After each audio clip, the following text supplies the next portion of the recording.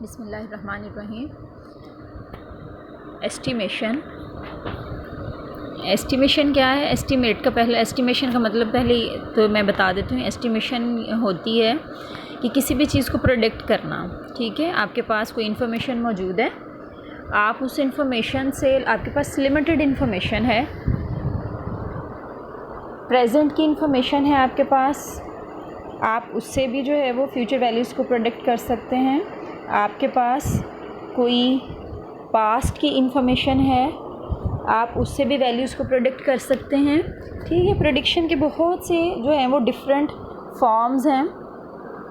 अब एस्टिमेशन में हम क्या करते हैं कि आप पूरी पॉपुलेशन, इंटायर पॉपुलेशन जो है उसको डील करने की बजाय सैंपल लेते हैं और उस सैंपल में मौजूद जो आपके पास लिमिटेड इन्फॉर्मेशन है, आप उसी से पॉपुलेशन पैरामीटर को, यानी पॉपुलेशन की जो वैल्यूज़ हैं, आप उनको एस्टिमेट करते हैं, आप उनको प्रेडिक्ट करते हैं on the basis of sample data. ऐसा हम क्यों करते हैं? क्योंकि पॉपुलेशन से डील करना जो है वो इम्प्रैक्टिसेबल होता है। ठीक है, इसलिए हम सैंपल्स जो है वो सेलेक्ट करते हैं और फिर एस्टिमेशन के मेथड यूज़ करते हुए हम पॉपुलेशन की वैल्यूज़ को एस्टिमेट करते हैं। तो एस्टिमेशन क्या हुई? सिंपल एस्टिमेशन ये है कि ये स्टैटिस्टिक्स की वो फील्ड है। इस एस्टिमेशन में स्टैटिस्टिकल इन्फ्रेंस आ जाती है। ठीक है, तो इसको स्टैटिस्टिकल इन्फ्रेंस भी बोलते हैं एस्टिमेशन को। स्टैटिस्टिकल इन्फ्रेंस जो है वो स्टैटिस्टिक्स की वो फील्ड है जिसमें हम डेटा के बारे में, ठीक है, ये पॉपुलेशन के बारे में रिजल्ट्स या कंक्लूजन्स ड्रा करते हैं on the basis of sample observations. ठीक है, तो स्टैटिस्टिकल इन्फ्रेंसेस क्या हैं? ये वो कंक्लूजन्स हैं या वो डिसीजंस हैं जो, या वो गेस हैं जो आप पॉपुलेशन के बारे में, पॉपुलेशन की वैल्यूज़ के बारे में, पैरामीटर्स के बारे में जो है वो ड्रा करते हैं यूज़ करते हुए सैंपल वैल्यूज़ को। अब आपके पास यहाँ एस्टिमेशन, स्टैटिस्टिकल इन्फ्रेंस की टू फील्ड्स हैं, estimation of parameters and second number पे है टेस्टिंग ऑफ हाइपोथेसिस। इस चैप्टर में आप एस्टिमेशन ऑफ पैरामीटर्स पढ़ेंगे। ठीक है, नेक्स्ट है स्टैटिस्टिकल एस्टिमेशन। स्टैटिस्टिकल एस्टिमेशन भी वही चीज़ है जो भी हमने पढ़ा है कि आप क्या करते हैं, एक प्रोसीजर है जिसमें आप जजमेंट या कंक्लूजन ड्रा करते हैं पॉपुलेशन की अननोन वैल्यूज़ के बारे में, किसको यूज़ करके? सैंपल ऑब्जर्वेशंस को यूज़ करके। क्योंकि पॉपुलेशन पैरामीटर जो है वो उनको ऑलवेज़ एस्टिमेट किया जाता है। ठीक है, पॉपुलेशन की जो वैल्यूज़ हैं वो या तो सेंसस करके आप फाइंड आउट कर सकते हैं। ठीक है, और सेंसस जो है वो पॉसिबल नहीं होता, तो इसलिए पॉपुलेशन पैरामीटर्स जो हैं उनको ऑलवेज़ एस्टिमेट किया जाता है सैंपल डाटा से।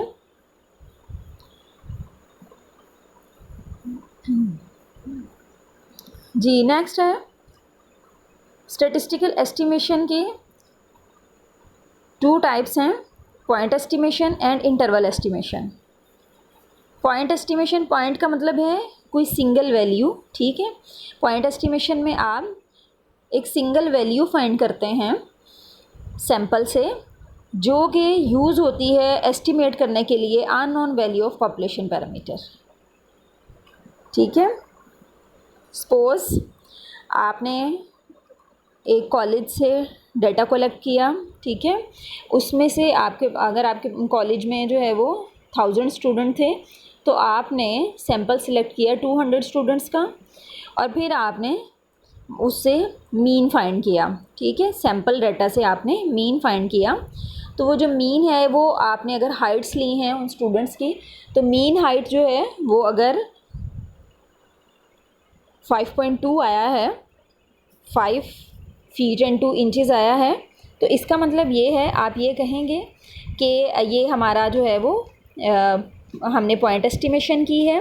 मीन्स हमने सैंपल में से सैंपल कलेक्ट करके कॉलेज की जो स्टूडेंट्स थी 200 का हमने सैंपल लिया, उन स्टूडेंट्स की हमने हाइट ली और फिर उनका मीन फाइंड किया। तो मीन हाइट जो है वो 5 फीट एंड 2 इंचज़ आई है।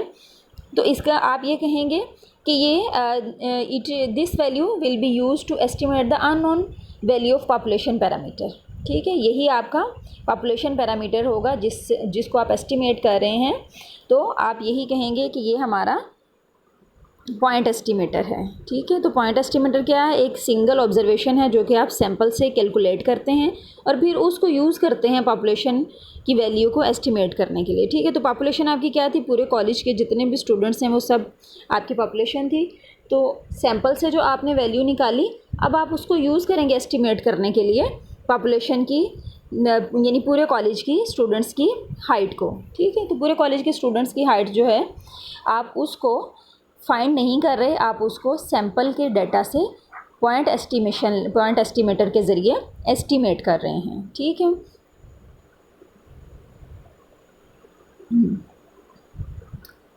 टी जो है आप उसको यूज़ करेंगे यहाँ पर एज आ पॉइंट एस्टिमेटर, यानी टी जो है वो यहाँ पर सैंपल स्टैटिस्टिक होगा। सैंपल जो है वो क्या होता है?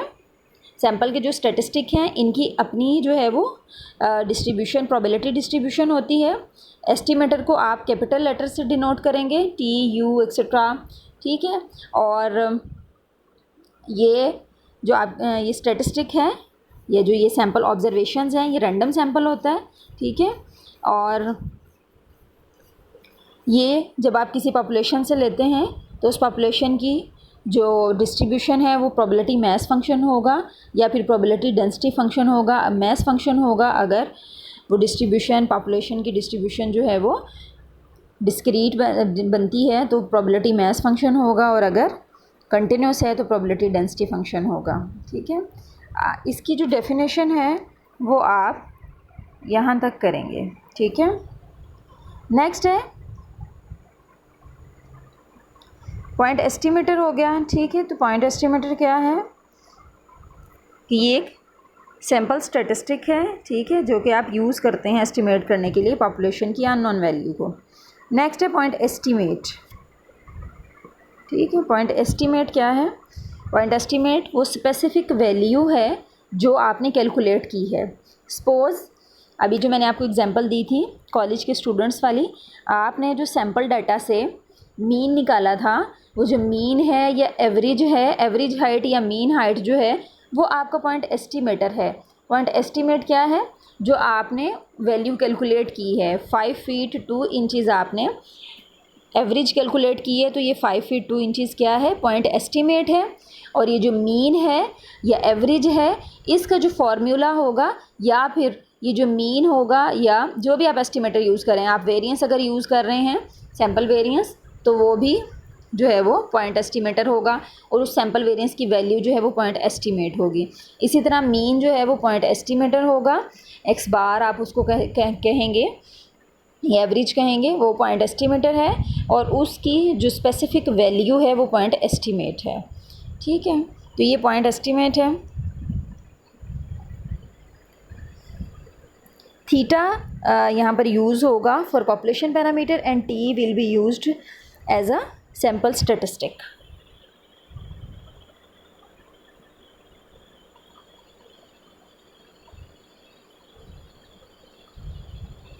नेक्स्ट है, इसकी आपने डेफिनेशन जो करनी है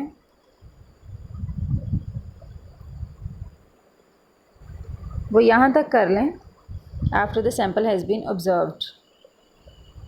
नेक्स्ट है example 12.1, this one, random sample selected from a normal population. एक सैंपल सिलेक्ट किया जा रहा है पॉपुलेशन से, ऐसी पॉपुलेशन है जिसका मीन म्यू है और वेरिएंस सिग्मा स्क्वायर है। आपको पता है कि पॉपुलेशन की जो एवरेज है, मीन है, उसको म्यू कहते हैं और जो उसका वेरिएंस है उसको सिग्मा स्क्वायर कहते हैं। तो ये हर जगह पे ऐसे ही होगा। तो रैंडम सैंपल क्या वैल्यूज़ दे रहा है आपको? Gave the values 25, 31 to 26। Give the point estimators for the mu. Point estimators दें mu and sigma square. Sigma square के लिए पॉइंट एस्टिमेटर्स दें and find their point estimates. फिर उनके पॉइंट एस्टिमेट्स फाइंड करें। पहले तो आपने पॉइंट एस्टिमेटर देने हैं, यानी आपने म्यू का पॉइंट एस्टिमेटर देना है। वो क्या है? वो x बार है, यानी सैंपल का मीन है, ठीक है। और वेरिएंस का आपने एस्टिमेटर देना है, वो क्या होगा, ये सिग्मा स्क्वायर पॉपुलेशन का वेरिएंस है, तो इसका एस्टिमेटर क्या होगा, सैंपल वेरिएंस, ठीक है। और पॉइंट एस्टिमेट क्या होंगे, ये वो कैलकुलेटेड वैल्यूज़ होंगी जो आपने इन फार्मूलाज़ को यूज़ करके निकाली होंगी, ठीक है। अब मीन तो आपको फाइंड करना आता है। सबसे पहले तो आप क्या करेंगे कि आप लिखेंगे कि पॉइंट एस्टिमेटर, म्यू का पॉइंट एस्टिमेटर क्या होगा, x बार, सिग्मा स्क्वायर का पॉइंट एस्टिमेटर क्या होगा, एस स्क्वायर, ठीक है, स्मॉल एस स्क्वायर या एस हेड स्क्वायर आप इसको कह सकते हैं, तो ये होगा, ठीक है। तो अब आपने सबसे पहले लिखना है पॉइंट एस्टिमेटर फॉर म्यू का पॉइंट एस्टिमेटर ये है, x bar is equal to 1/n summation x या समेशन x ओवर n, ठीक है। नेक्स्ट आपने करना है पॉइंट एस्टिमेट ऑफ, अब पॉइंट एस्टिमेट आपने फाइंड करना है, ठीक है। तो पॉइंट एस्टिमेट क्या होगा, वैल्यू अब आपने फाइंड कर लेनी है x बार की, x ये आपको x दिया गया है, ठीक है, ये सैंपल आपको दिया हुआ, यहाँ से आप सम ऑफ x करें divided by number of values, तो ये पॉइंट एस्टिमेट आपके पास आ गया 28, ठीक है। और ये है पॉइंट एस्टिमेटर, सिंपल वही है जो आप पहले करते रहे हैं, बस इसमें नोटेशंस जो हैं वो इनके नेम डिफरेंट हो गए हैं। पहले आप सिंपल मीन वेरिएंस फाइंड करते रहे हैं, अब आपको जो है वो इनको, ये अगर सैंपल से कैलकुलेट कर रहे हैं तो ये एस्टिमेटर जो हैं वो बन जाएंगे, और अगर आप जो है वो पॉपुलेशन की वैल्यूज़ लेते हैं तो वो म्यू और सिग्मा स्क्वायर बन जाएंगे। तो पॉइंट एस्टिमेटर जब वेरिएंस का होना है तो उसके लिए 2 फार्मूलाज यूज़ होते हैं। एक होता है s head square is equal to 1/n summation x i minus x bar square, ठीक है, इसको एस स्क्वायर भी लिखा जाता है या कैपिटल एस हेड स्क्वायर लिखा जाता है, डिफरेंट बुक्स में डिफरेंट नोटेशंस हैं। और एक ये एस स्क्वायर है, ये इसको एस हेड स्क्वायर भी लिखा जाता है, स्मॉल एस स्क्वायर भी लिखा जाता है, ठीक है। यहाँ पे ये नंबर ऑफ़ वैल्यूज़ पे डिवाइड होता है, ये नंबर ऑफ़ वैल्यूज़ -1 पे डिवाइड होता है, बाकी ये उसी तरह ही हैं, sum of the deviations from their mean और फिर उसका स्क्वायर और सम। हाँ जी, तो पॉइंट एस्टिमेटर सिग्मा स्क्वायर के हमारे पास 2 हो गए, एक ये वाला एस स्क्वायर और एक एस हेड स्क्वायर, ठीक है। तो इनकी वैल्यूज़ अब आपने फाइंड कर लेनी है, दोनों एस स्क्वायर की वैल्यूज़ आप फाइंड कर लें, ठीक है। एक के डिनोमिनेटर में n और दूसरे में n-1। ये नेक्स्ट हम पढ़ेंगे कि ये दोनों जो हैं वो इनमें क्या डिफरेंस है, नेक्स्ट जो है वो एग्जाम्पल में आ जाएगा। अनबाइस्डनेस, बाइस क्या होती है, बाइस जो है वो ऐसे एरर्स हैं जो कि डाटा में शामिल हो जाते हैं जब आपकी अपनी मिस्टेक्स हों, आपके जो है वो जो रिस्पॉन्स आप डाटा कलेक्ट करते हुए लोगों से ले रहे हैं वो उनसे लेने की बजाय आप क्या करें कि उनको खुद से गलत वैल्यूज़ पुट कर लें, ठीक है। आप उसमें अपनी आपकी मर्ज़ी जिस डाटा में शामिल हो जाती है, रेंडमनेस नहीं रहती, उसमें बाइस्डनेस आ जाती है, ठीक है, वो बाइस्ड हो जाता है। रेंडमनेस का मतलब है कि आपकी अपनी मर्ज़ी किसी चीज़ में शामिल नहीं है, आप अकॉर्डिंग टू रूल्स काम कर रहे हैं, ठीक है, और आप किसी भी चीज़ को प्लान करके नहीं कर रहे, रैंडमली कर रहे हैं, ठीक है। आपने अगर ये प्लान किया है कि हमने इस कॉलेज के स्टूडेंट से डाटा कलेक्ट करना है, तो हर क्लास में से उसकी रेशो के मुताबिक हम स्टूडेंट सेलेक्ट करेंगे। अगर किसी क्लास में 500 स्टूडेंट हैं तो वहाँ से हम 100 का डाटा ले लेंगे, अगर कहीं पे 200 हैं तो हम वहाँ से 50 ले लेंगे, और इसी तरह ही आप करेंगे।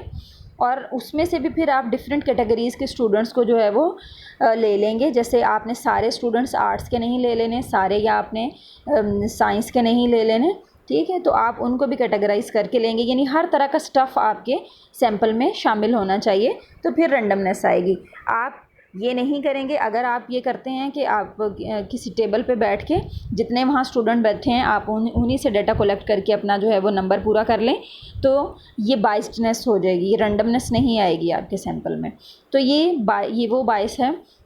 तो अब अनबाइस्डनेस क्या होती है कि कोई भी एस्टिमेटर जो है वो अनबाइस्ड कैसे होगा, यानी जो सैंपल आपने कलेक्ट किया है उससे कैलकुलेट होने वाला जो एस्टिमेटर है, ठीक है, जो कि आप यूज़ कर रहे हैं एस्टिमेट करने के लिए पॉपुलेशन पैरामीटर को, वो अनबाइस्ड होना चाहिए, ठीक है।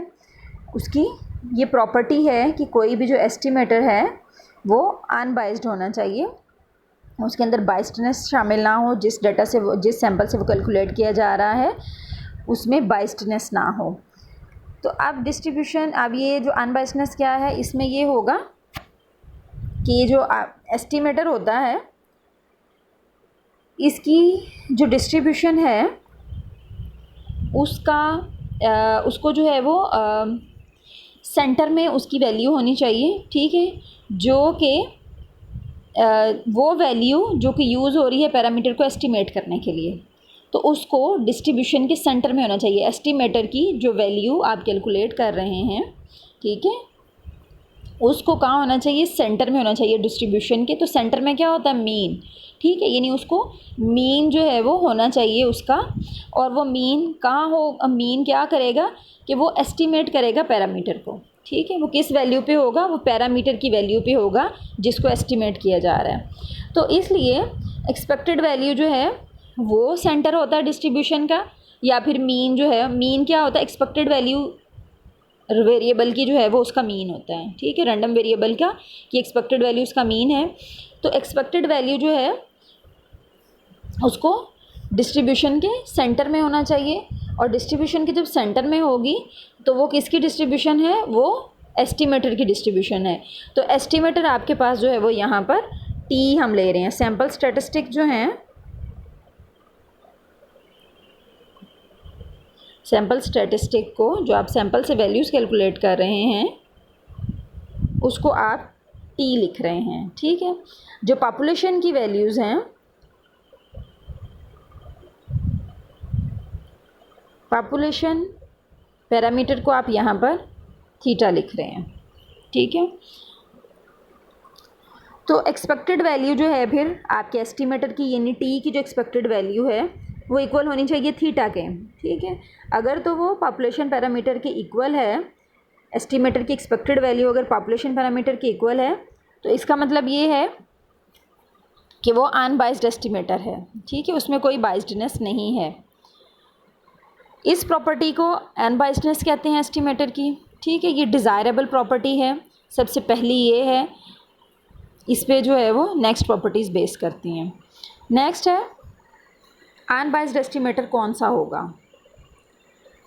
ये भी हमने पढ़ा है कि अनबाइस्ड एस्टिमेटर वो होगा अगर जो है इसकी एस्टिमेटर की जो सैम्पलिंग डिस्ट्रीब्यूशन है उसका मीन, यानी expected value of the parameter equal हो जाता है, sorry, expected value of estimator equal हो जाता है पैरामीटर के। तो इसका मतलब है कि एस्टिमेटर क्या है, अनबाइस्ड है, ठीक है। ये expected value should be equal to theta. तो अब आपने सबसे पहले इसको डिफ़ाइन करना है कि टी क्या है और थीटा क्या है। टी आप लिख लेंगे, t is the population t is the sample statistic, और एस्टिमेटर, या फिर आप लिखेंगे it is an, t is an estimator to be use to estimate the population parameter, ठीक है। Theta is the corresponding population parameter. ये आपने लिखना है, सबसे पहले 2 लाइंस आप लिखेंगे, टी को डिफ़ाइन करेंगे कि ये क्या है, ये वो एस्टिमेटर है which is use to estimate the unknown value of population parameter, and theta is used, and theta is a population parameter, ठीक है। ये पहले आप डिफ़ाइन करके फिर आप ये रिलेशन लिखेंगे कि अनबाइस्ड एस्टिमेटर वो होता है जिसकी एक्सपेक्टेड वैल्यू इक्वल होती है पॉपुलेशन पैरामीटर के, कॉरस्पॉन्डिंग पॉपुलेशन पैरामीटर के। नेक्स्ट है बाइस्ड एस्टिमेटर। तो फिर बाइस्ड एस्टिमेटर कौन सा होगा, डेफिनेटली जिसकी एस्टिमेटर की एक्सपेक्टेड वैल्यू इक्वल नहीं होगी पैरामीटर के, तो वो बाइस्ड होगा। तो अमाउंट ऑफ बाइस कैसे आएगी, एक्सपेक्टेड वैल्यू ऑफ टी और थीटा का जो डिफरेंस है, ठीक है, जो एवरेज वैल्यू है, जो सेंट्रल वैल्यू है एस्टिमेटर की, और जो आपने सैम्पल डाटा से कैलकुलेट की है, और पॉपुलेशन पैरामीटर की जो वैल्यू थी, एवरेज वैल्यू, उनका जो डिफरेंस है अगर वो बाइस है, ठीक है, जितना उनमें डिफरेंस आता है वो अमाउंट ऑफ बाइस होगी। If T is a unbiased estimator, ठीक है, अगर टी अनबाइस्ड एस्टिमेटर होगा तो ये हमें थीटा के नियरर रिज़ल्ट देगा, ठीक है। ये थीटा को नियरर एस्टिमेट करेगा, और टी अगर बाइज्ड होगा तो फिर ये हमें थीटा से बहुत दूर का एस्टिमेट देगा, ठीक है। ऐसा एस्टिमेट देगा जो कि फार फ्रॉम थीटा होगा। अब एग्जांपल 12.2 है। Population consist of 5 numbers 2, 4, 6, 8 and 10। Calculate all possible samples of size 2, ठीक है। साइज़ 2 के आपने सारे सैंपल जो है वो ले लेने हैं, ऐसे ही जैसे कि सैम्पलिंग डिस्ट्रीब्यूशन में करते हैं। Which can be drawn with replacement from this population by forming the sampling distribution show that, ठीक है। अब पहला काम सारा ऐसा ही है जैसे कि सैम्पलिंग डिस्ट्रीब्यूशन का है। तो आपके पास जो पॉपुलेशन है इससे आपने सैम्पल्स बनाने हैं साइज़ 2 के। तो नंबर ऑफ़ सैम्पल्स कितने बनेंगे, n raise to power n, 5 raise to power 2 with replacement है इसलिए n raise to power n। तो 25 टोटल जो है वो सैंपल बनेंगे। 25 आपने सैंपल सबसे पहले ड्रा करने हैं, और फिर सैम्पलिंग डिस्ट्रीब्यूशन बनानी है किसकी, शो करना है आपने कि sample variance S square equal होता है summation x minus x bar square over N. ये क्या है, is an biased estimator, is a biased estimator of population variance sigma square, ठीक है। ये जो एस स्क्वायर है जो कि जिसके फॉर्मूले में एन है वो बाइज्ड एस्टिमेटर है पॉपुलेशन वेरिएंस सिग्मा स्क्वायर का, और जो sample variance S head square है जिसके डिनोमिनेटर में n-1 आता है वो अनबाइज्ड एस्टिमेटर है पॉपुलेशन वेरिएंस सिग्मा स्क्वायर का। तो सिंपली इसमें आपने जैसे कि आपने sampling distribution of sample variance पढ़ी है, इसमें आपने यही करना है, सैम्पलिंग डिस्ट्रीब्यूशन बनानी है सैंपल वेरिएंस की। सबसे पहले जितने भी आपके पास सैंपल्स हैं हर एक से आपने एस स्क्वायर कैलकुलेट करना है, ठीक है। एफ स्क्वायर का क्या फार्मूला होगा, सबसे पहले आप डेटा का क्या फाइंड करेंगी, एक्स बार, ठीक है। ये जो आपके पास 2 और 2 फर्स्ट सैंपल है यहाँ पे कोई वेरिएशन नहीं है, ये कांस्टेंट है। अगर एक ही वैल्यू पूरे डेटा में रिपीट हो रही हो तो वो कांस्टेंट कहलाता है, ठीक है। वो वेरिएबल नहीं होता, वैल्यू चेंज होने ऐसा कॉलम जिसमें वैल्यूज़ चेंज हो रही हो, ऐसा वेरिएबल जिसमें कंसिस्ट करता हो ऐसी वैल्यूज़ पे जिसमें वैल्यूज़ चेंज होती हैं तो वो वेरिएबल हैं, ठीक है। तो ये वेरिएबल नहीं है जिसमें सारी वैल्यूज़ एक जैसी हैं। तो अब ये सैंपल है पूरा जिसके अंदर 2 और 2 दो एक जैसी वैल्यूज़ हैं, तो वेरिएंस यहाँ पर 0 है, ठीक है। वेरिएंस क्या बताते हैं, स्प्रेडनेस ही नहीं है, ठीक है, डिस्टेंस ही नहीं है, यहाँ पर वैल्यू सेम है तो ये 0 आ जाएगा। नेक्स्ट आपके पास जो सैंपल है वो है 4, 2 का सबसे पहले आपने एक्स बार फाइंड करना है। एक्स बार जो है वो 4, 2 का क्या आएगा, 3, ठीक है, 3 आ जाएगा। अब आपने एस स्क्वायर फाइंड करना है, तो एस स्क्वायर किसके इक्वल होगा, एस स्क्वायर इक्वल होगा summation x minus x bar square होता है, एक्स बार हमारा 3 है, तो एक्स क्या है 4 माइनस 3 स्क्वायर, ठीक है, प्लस 2 माइनस 3 स्क्वायर, ठीक है। तो डिवाइड आप इस सारे को कर देंगे किस पे, n पे, n नंबर ऑफ़ वैल्यूज़ हैं विच इज़ इक्वल टू 2, ठीक है। तो ये क्या आ जाएगा 4 minus 3 square 1 plus 2 minus 3 square 1, ठीक है, ये इसके ऊपर स्क्वायर है तो ये 1 प्लस 1 2/2 क्या आ जाएगा 1, तो एस स्क्वायर यहाँ पर आ जाएगा सेकंड वाले सैंपल का आ जाएगा एस स्क्वायर 1। इसी तरह साथ साथ आप करते जाएं, कॉलम एक एस स्क्वायर का बना लें, दूसरा एस हेड स्क्वायर का बना लें, ठीक है।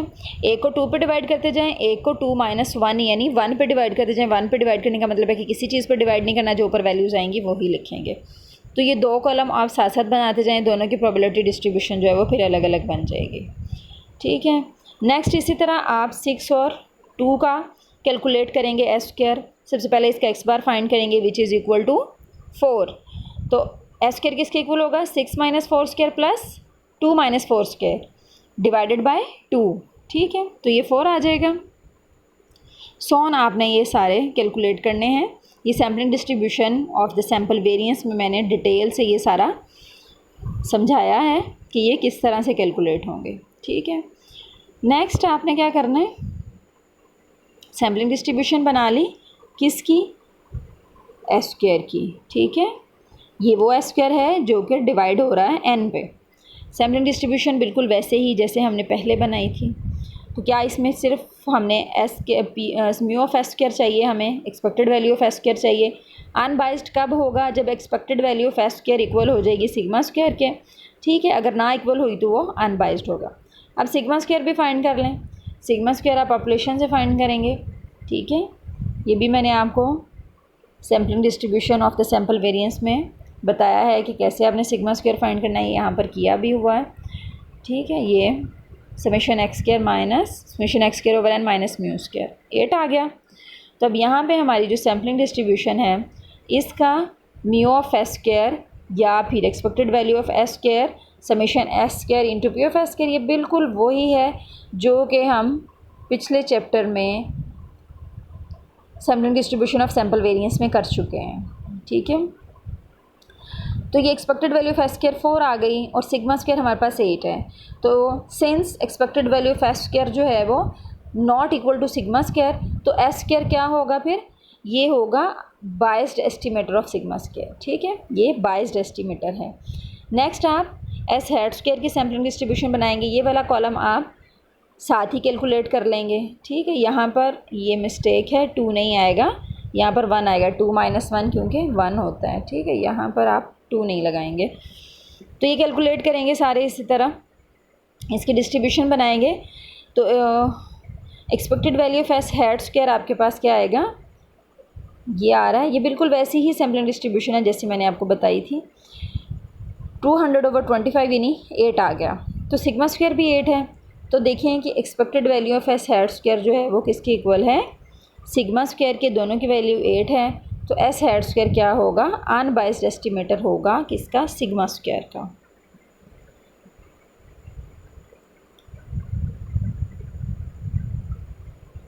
नेक्स्ट है बेस्ट एस्टिमेटर। आपने पहले पढ़ा है अनबाइस्ड एस्टिमेटर, वो भी प्रॉपर्टी है एस्टिमेटर की, ये भी प्रॉपर्टी है कि बेस्ट कौन सा होता है एस्टिमेटर। बेस्ट का मतलब ये है कि अगर एक पॉपुलेशन पैरामीटर के एक से ज़्यादा जो हैं वो एस्टिमेटर हों, ठीक है, 2 हों, 3 हो या इससे भी ज़्यादा जो हैं वो अगर किसी पॉपुलेशन पैरामीटर के एस्टिमेटर हों और वो सभी अनबाइस्ड हों, ठीक है। आपने यहाँ पे क्या किया कि अगर एक्स बार जो है वो expected value of x bar mu के इक्वल है, ठीक है, कि अगर expected value of x bar estimator है म्यू का, तो इसकी एक्सपेक्टेड वैल्यू अगर म्यू के इक्वल है तो एक्स बार क्या होगा, x bar will be unbiased estimator of mu. इसी तरह अगर मीडियन ले लें हम डाटा से, मीडियन की एक्सपेक्टेड वैल्यू भी जो है वो म्यू के ही इक्वल आ जाए, तो इसका मतलब होगा कि median is the unbiased estimator of mu. तो ये हो सकता है कि किसी एक पॉपुलेशन पैरामीटर के एक से ज़्यादा अनबाइस्ड एस्टिमेटर्स हों, तो फिर उनमें से बेस्ट कौन सा होगा, उनमें से बेस्ट जो है वो होगा जिस एस्टिमेटर का जो है वो वेरिएंस मिनिमम होगा, ठीक है। जिस एस्टिमेटर का वेरिएंस मिनिमम होगा वही एस्टिमेटर जो है वो बेस्ट होगा, ठीक है। ये इसकी डेफिनेशन है।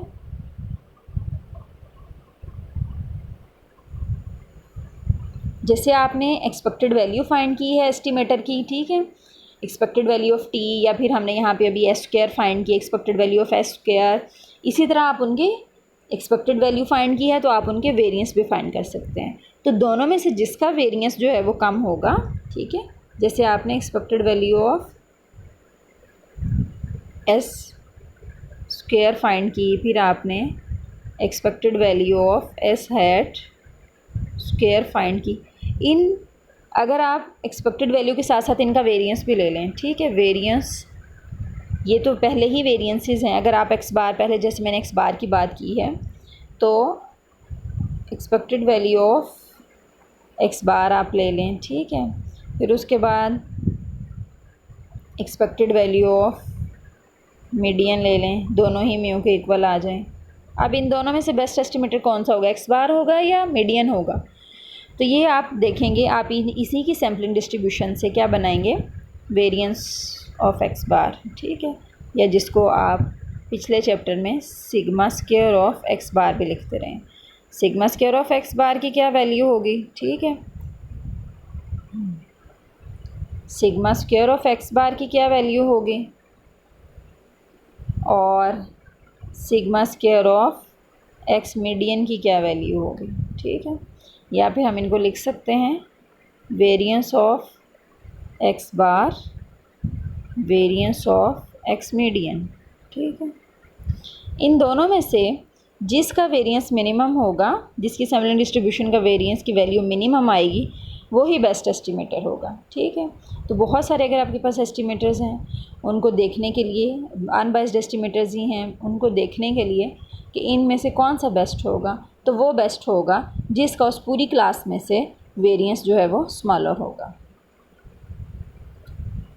नेक्स्ट आपने best estimator of population mean and variance find करने हैं, ठीक है। वो कौन से हैं, तो यहाँ पर हम देखेंगे कि best estimator population mean mu का एक्स बार है which is equal to summation x over n, और बेस्ट एस्टिमेटर जो है वो पॉपुलेशन वेरिएंस का वो एस हेड स्क्वायर है which is equal to summation x minus x bar square over n minus one, ठीक है।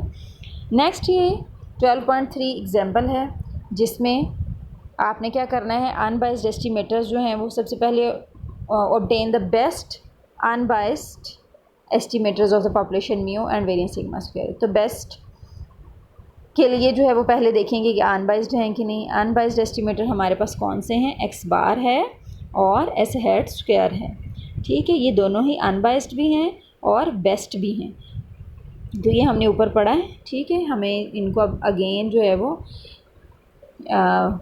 कैलकुलेट करने की ज़रूरत नहीं है, ये हमने ऊपर पढ़ लिया है कि जो बेस्ट एस्टिमेटर हैं पॉपुलेशन मीन और वेरिएंस के वो एक्स बार और एस हेड स्क्वायर हैं। तो वही हम यहाँ पर फाइंड कर लेंगे, एक्स बार फाइंड करेंगे, डाटा अवेलेबल है सारा, एन है, समेशन एक्स है, x minus x bar square है, ठीक है, नंबर ऑफ़ वैल्यूज़ भी हैं, और best estimate of population mean find करेंगे, और best estimator of population variance क्या है, एस हेड स्क्वायर है, ठीक है। ये नेक्स्ट है best estimator of population proportion. Population proportion भी आपने पढ़ी हुई है, किसके इक्वल होती है, p is equal to x over n, ठीक है। ये भी लास्ट चैप्टर में हम पढ़ चुके हैं sampling distribution of sample proportion में। तो सैम्पल प्रपोर्शन किसके के इक्वल होगी, p is equal to x over n, और पाई किसके इक्वल था, जो कि पॉपुलेशन प्रपोर्शन थी, वो थी के ओवर कैपिटल एन, ठीक है। पॉपुलेशन की वैल्यू तो अब आपके पास है नहीं, आपने उसको एस्टिमेट करना है by using the value of sample, और सैम्पल का जो पी है यानी पॉपुलेशन प्रपोर्शन है वो किसके इक्वल होता है, एक्स ओवर एन के। तो यही बेस्ट एस्टिमेटर है पॉपुलेशन प्रपोर्शन का, जो कि इक्वल है एक्स ओवर स्मॉल एन, ठीक है। अब ये 12.4 एग्जाम्पल में यही बताया गया है कि कैलकुलेट करें आप यहाँ से best estimator of population proportion. A random sample of 50 children from a large school is chosen,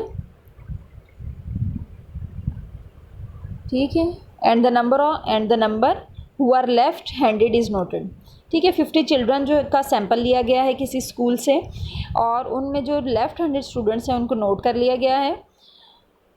it is found that 6 are left handed, तो ये पता चला कि 6 लेफ्ट हैंडेड हैं। Obtain an unbiased estimate of the population proportion of the children in the school who are left handed. तो left handed जो students हैं उनका आपने अनबाइस्ड एस्टिमेट फाइंड करना है। तो कौन सा है, वो है पी, ठीक है, वो है पी। तो पी किसके इक्वल है, सैम्पल प्रपोर्शन का बेस्ट अनबाइस्ड एस्टिमेट जो है वो पी है which is equal to x over n, and x क्या है, 6 जो कि लेफ्ट हैंडेड हैं उनका फाइंड करना है, 6 ओवर 50 टोटल सैंपल हैं, ठीक है। तो यहाँ तक सारा जो है वो कंप्लीट हुआ एस्टीमेट के बारे में, एस्टीमेटर के बारे में, ठीक है, और साथ में कि अनबाइस्ड कौन से होते हैं, बेस्ट कौन से होते हैं, ये यहाँ तक जो है वो कंप्लीट हुआ। नेक्स्ट टॉपिक होगा पूल्ड एस्टिमेटर्स फ्रॉम 2 सैम्पल्स। अभी ये सारे 1 सैम्पल की बात हो रही थी, तो पूल का मतलब होता है जोड़ना, एस्टिमेटर्स पूल कर देना, ठीक है, इकट्ठे कर देना 2 सैम्पल्स के एस्टिमेटर को किस तरह से पूल किया जाता है, ठीक है। It will be the next topic. Okay, अल्लाह हाफिज़।